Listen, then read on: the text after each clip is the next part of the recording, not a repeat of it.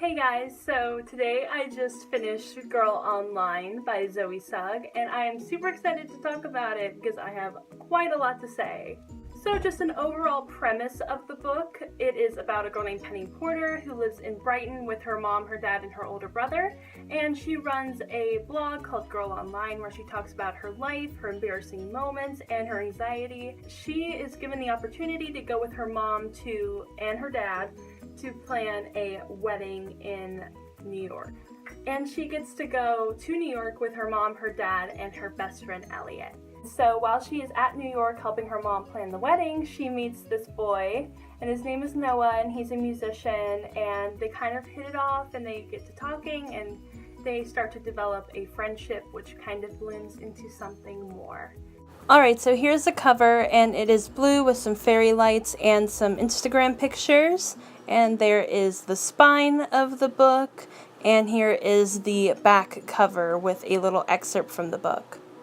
And here is the inside of the jacket. It has just a little summary of the story, and there is a red background with some white polka dots, and here's the other inside cover of the jacket with Zoe and her little biography. So here is the book without the book jacket. There's Girl Online in silver lettering and some stars, and it is just a black book. And here is the inside of the book again, and there you go. That's what the book looks like. So first off, the first thing I'm going to address is whether Zoe had a ghostwriter or not. And from my perspective, I don't know if she did or not. I haven't looked it up. I haven't really cared to look it up because personally I don't really care if she did or not. But from my perspective, from reading the book, it seems like she didn't have one. And if she did, they only helped very little. From the way that the book is written, it's very technically sound and it's very technically well written. Her voice is kind of lacking in the book. It doesn't really have a distinct voice. And I have read other books that are written by ghostwriters, like L.A. Candy by Lauren Conrad, which I'm fairly certain was written by a ghostwriter. And that one does have a distinct voice, whereas Girl Online kind of feels like something that is a little bit more, I don't want to say amateur, but just, it's not from a very seasoned writer. Girl Online kind of reminds me of what I was writing when I was maybe 13 or 14 in the style department, not really in the technical department. It's very, very technically well written, like I said before. For the first about 200 or so pages, it was really, really cute, but it was kind of predictable. You kind of could, see where it was all going, but then I think it hit maybe around like 250 where it completely flipped for me, and I was totally taken off guard, which I'm usually not. Usually I can kind of figure out what's going to happen next in a book, even if it's written by, really seasoned, well-versed writer.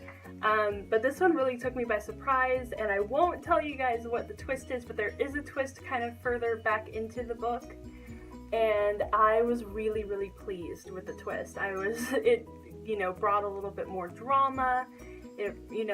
Up until then, a lot of things had been going really well for her. In the beginning, things weren't going very well, but, through the middle of the book, things were kind of just working out for her.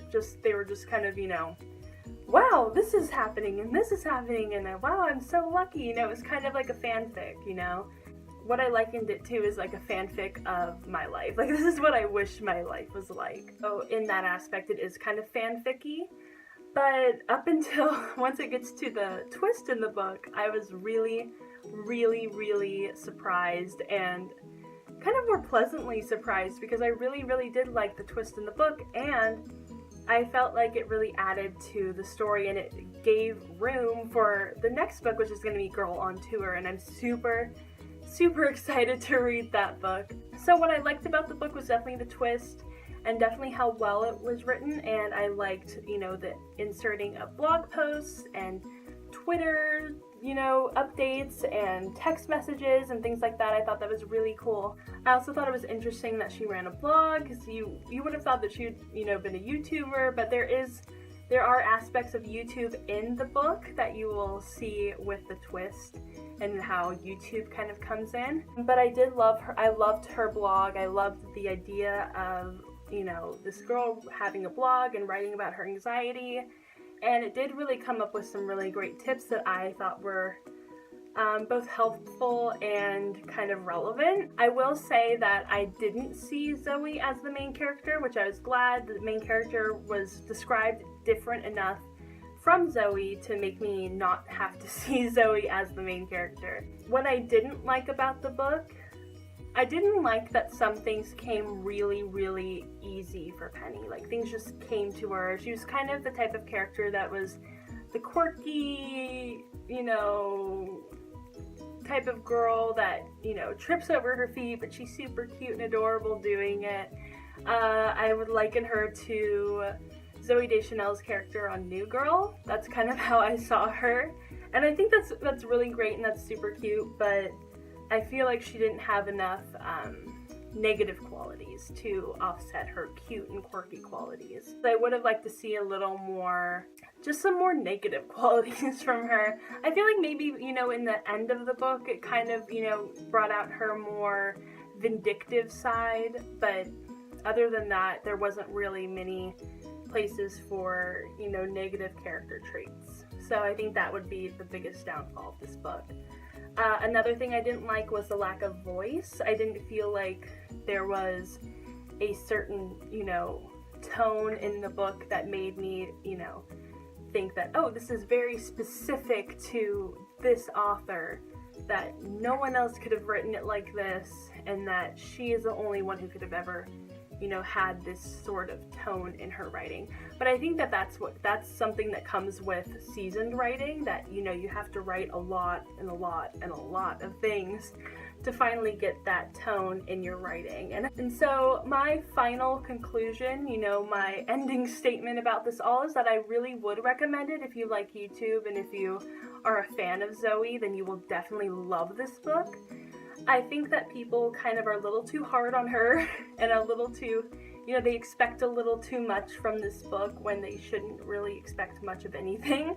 It's just a really cute and fun, easy read. I wouldn't, you know, it's definitely not, you know, a life-changing, incredible novel, but it's really cute, and I do really, really think that people, fans of Zoe and fans of YouTube, you know, should actually probably read it. I think they would enjoy it a lot more than they think they would. That was my review on Girl Online. If you'd like to see more about what I think of Girl Online, you can go check out my blog post I'm going to make about it. My blog is alliemolina.co.vu on Tumblr, and I will link that down below. And if you have any book recommendations, I would love to hear them. And if you'd like to see more book reviews from me, you can let me know. And I hope you guys have a wonderful day. Bye.